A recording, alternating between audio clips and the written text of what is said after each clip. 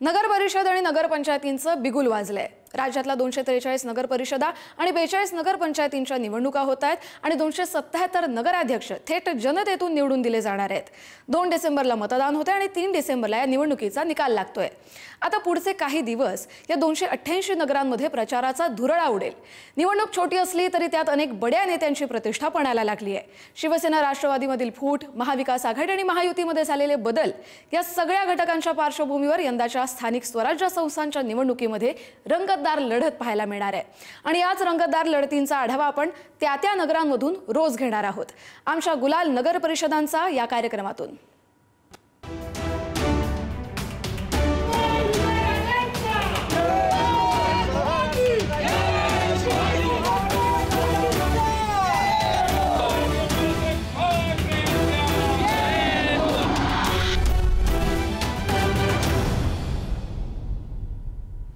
सगळ्यात आधी जाऊयात कोल्हापुरात।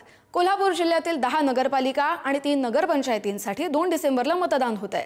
यंदा कोल्हापूर जिल्ह्यातील कागल नगर परिषद निवडणुकीत अनेक नेत्यांची प्रतिष्ठा पणाला लागली आहे। स्थानिक प्रश्नांवर इथली निवडणूक होणार असल्यानं यंदाची निवडणूक चुरशीची होती आहे। पाहुयात आमचे प्रतिनिधी शेखर पाटील यांचा थेट कागलमधून रिपोर्ट।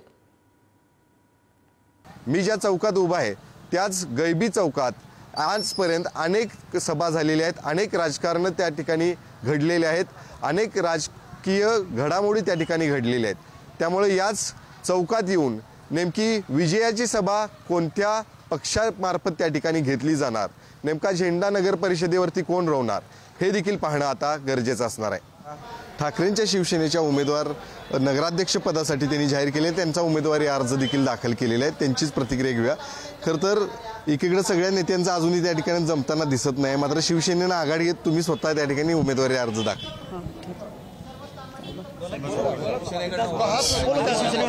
मी शिवसेनेकडे उभारले आहे। जिल्हा उद्योग बाळासाहेब ठाकरे मला सहकार्य करा। काय काय नेमक्या गोष्टी आहेत तुम्हाला करायच्या म्हणून तुम्ही इथं आता महानगरपालिकेचा विकास, नगरपालिकेचा विकास,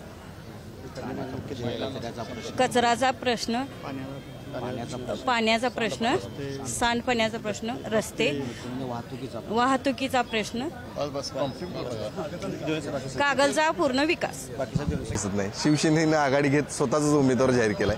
अजून कुठे नेमकं महाविकास आघाडी म्हणून त्या ठिकाणी निवडणुकीला सामोरं जाणार नाही असं चित्र असणार सगळ्या जिल्ह्यात? नाही, महाविकास आघाडी ही कोल्हापूर जिल्ह्यामध्ये सक्षमपणानं काम करते। आज आम्ही इथं नगरपालिकेचा उमेदवार भरलेला आहे, त्याचबरोबर इतरही 10 उमेदवारांचे अर्ज आम्ही भरलेले आहेत। त्याचबरोबर आज आम्ही गडिंग्लजमध्ये सुद्धा नगरपालिकेच्या नगराध्यक्षाच्या उमेदवाराचा आम्ही अर्ज भरतोय, इतर अर्ज भरतोय, चंदगडमध्ये अर्ज भरतोय, आजऱ्यामध्ये भरतोय। सगळ्या जागाने आम्ही महाविकास आघाडी म्हणून या ठिकाणी केलं आहे। महायुतीच्या कुठल्याही पक्षाच्या बरोबर आम्ही तडजोड केलेली नाही, कारण महायुतीचं जमत नाही। त्याला कारण काय झालं की त्यांची बस झाल्या फुल।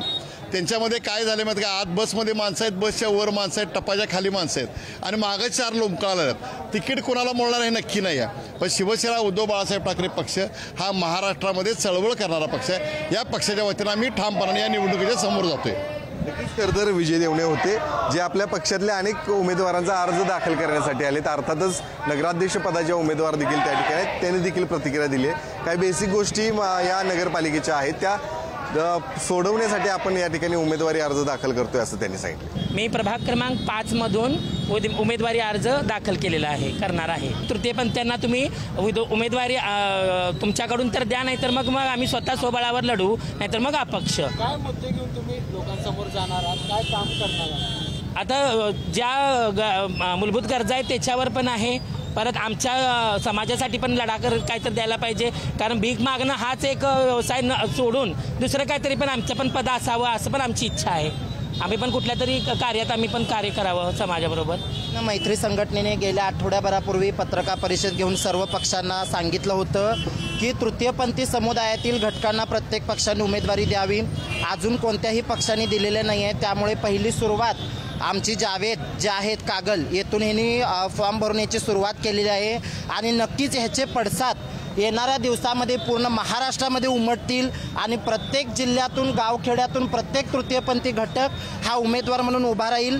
आमचं विजन मिशन हेच आहे की गेल्या 75 वर्षामध्ये या भारत देशात अजूनपर्यंत आपण लोक निवडणूक लढत आहोत ती म्हणजे रस्ता, पाणी, लाईट, ज्या मूलभूत सोयीसुविधा आत्तापर्यंत कोणत्याही राजकीय पक्षांना देता आल्या नाहीत, ह्याच्या पलीकडे जाऊन आज आपल्याकडे स्किल एम्प्लॉयमेंट, एज्युकेशन, सर्वांगीण विकास माणसाचा जो महत्त्वाचा आहे, ह्या सर्व दृष्टिकोनातून माझ्या समाजातले उमेदवार आपल्या आपल्या पद्धतीनं आपल्या प्रभागामध्ये काम करतील. कागलची जनता ही साहेबांच्या सोबत आहे. किती नेते एकत्र आले तरी आम्हाला काय फरक पडणार नाही, कारण कागलच्या जनतेला माहिती आहे साहेबांशिवाय पर्याय नाही. साहेब काय आहेत हे कागल जनतेला सुद्धा माहिती आहे. राष्ट्रवादीचा 100% कागलला परत एकदा झेंडा फडकणारच आहे. त्यामुळे कोणी किती नेते आमच्या एकत्र आले तरी आम्ही विकासाच्या धोरणावर 100% नगरपालिकेमध्ये झेंडा फडकवणार आहे. सामान्य कार्यकर्त्याला जरी वाटत असलं सर्वजण एकत्र येऊन विकास व्हावा, पण हे आमच्या सर्वसामान्य कार्यकर्त्याच्या बुद्धीच्या बाहेरचं आहे. शेवटी वरच्या लेवलला ते मोठी लोक बसून जो काही निर्णय घेतील तो सर्वांना मान्य करावाच लागेल असं वाटतं. आता तुम्ही विधानसभेला बघितलं तर मुश्रीफ साहेबांना 4000चं लीड कागल शहरामधून मिळालेलं आहे आणि एकंदरीत लोकांना एक विकासाचा चेहरा दिसायला आहे. MIDC असेल, कागलची साहेब अद्ययावत झालेलं आहे, कागलला हायवे लगत आहे, त्यामुळे प्रचंड लोक विकासाच्या यानं कागलला येत आहे आणि अतिशय चांगलं कागलची प्रगती झालेली आहे. तिन्ही जरी एकत्र येणार तर एकत्र येऊन सुद्धा तिन्ही चांगली कामं करणारच की, काय करणार नाहीत असा विषय नाही आहे, किंवा ही 4 एकत्र आलीत तर काय चांगलं होणार नाही असं बी होणार नाही.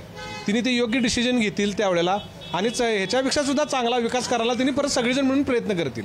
कागलच्या नगर परिषदेवरती नेमका झेंडा कुणाचा त्या ठिकाणी रोवला जातो हे पाहणं गरजेचं आहे. कॅमेरामन ओंकार वळवडेसह शेखर पाटील, पुढारी न्यूज, कोल्हापूर.